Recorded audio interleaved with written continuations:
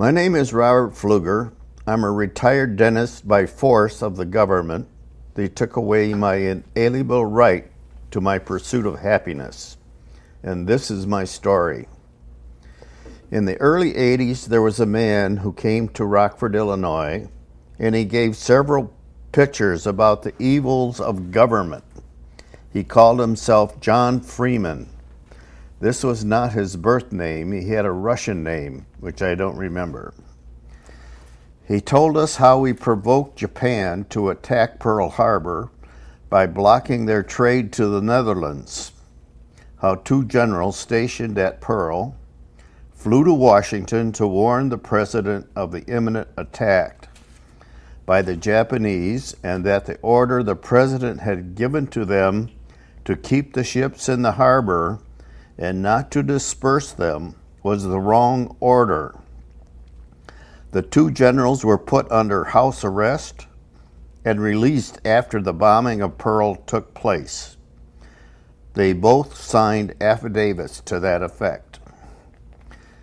This seemed hard to believe, but John Freeman had the power of persuasion. He seemed to be telling the truth. Why would he lie? I believed him.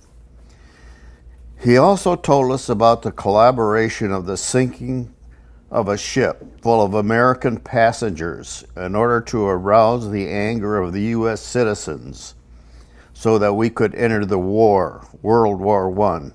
The ship was Lithuania or something like that. He told us the government was stealing from us in violation of the Constitution. He showed us the Supreme Court decision in Citizens Savings and Loan versus Topeka. In that case, the court stated that the government could tax the people for government purposes only and could not tax for the benefit of individuals by giving them tax monies in any way, shape, or form. A number of people recognized that to cooperate with stealing was as wrong as stealing itself, and that we were all cooperating with this government stealing by giving them monies and filing our income tax returns. So some people refused to file their returns, some went to jail, some relented under pressure from the IRS and filed their returns and paid the penalty. I, being the honest guy that I am, did it the right way. I paid my tax and then filed for a refund. That's what the government says to do. At the trial, I attempted to bring up the Supreme Court decision of Topeka, and the judge, Stanley Ruskowski, immediately fined me $1,500. I protested and said, if this case has ever been overruled, let the U.S. attorney bring it up. The judge looked me in the eye and he said, Pfluger, you haven't learned your lesson yet. And then he fined me $3,000. So I had to pay $4,500 to the court. I paid the fine because I was honest and I believed in our government. If I was fined by a federal judge, I must pay the fine. That seemed to be the right thing to do, although I was confused. I refused to entertain the thought that a federal judge could be wrong, could be crooked. I must be wrong somehow. My thoughts became circular. I went over and over and over again on the same subject. There's something wrong here. What the judge did to me must be wrong.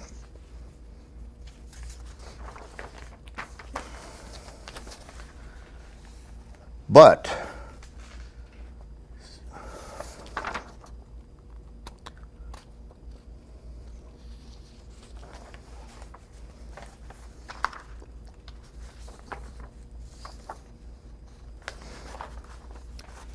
in addition, The state government revoked my license to practice dentistry, my inalienable right to my pursuit of happiness, because of a law stating that anyone refusing to pay income tax could not practice dentistry.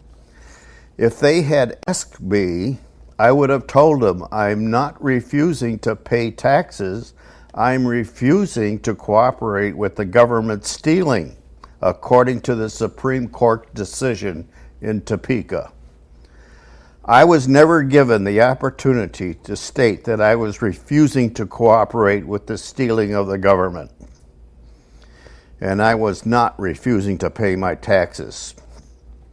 We had a trial, and the government produced one witness who they kept in a locked room and was told that I was a violent person. This prevented me from discovery. She stated at the trial that I treated her by giving her a prescription for pain. That was it. They found me guilty of practicing dentistry without a license and closed my doors. I have since then concluded that we are a government of men, not of law. I firmly believe that all lawyers are intimidated by the government not to bring forth certain arguments and undesirable case law. The state court judge who presided at this trial, Judge Kapala, later became the federal judge for my district. Recently, Judge Ruskowski has had a new federal building in Rockford named after him. I wonder how many more people who came before him felt they had been mistreated or screwed, so to speak. This tyrant belongs in prison for the rest of his life, and all of his assets confiscated and sold and the money given to the poor. I am at loss as to what to do. I feel helpless and severely depressed. Recently, I had to increase my antidepressant medication. However, what is being done now to expose all this tyranny gives me hope. So I sincerely hope something will come of it.